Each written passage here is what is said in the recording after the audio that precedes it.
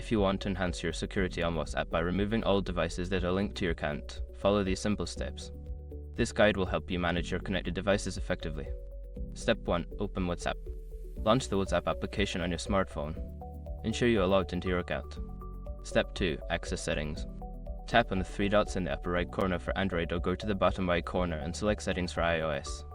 This will take you to the Settings menu. Step 3. Navigate to Security. In the Settings menu, look for the Account option and tap on it. Then select Security to access your security settings. Step 4. View linked devices. Within the security settings, find the Linked Devices section. Here, you will see a list of devices that are currently connected to your WhatsApp account. Step 5. Remove all devices. Select any device you want to remove and tap on the Log Out or Remove option. Confirm your choice to disconnect the device from your account. By following these steps, you can easily manage and remove all devices from your WhatsApp security settings, ensuring your account remains secure.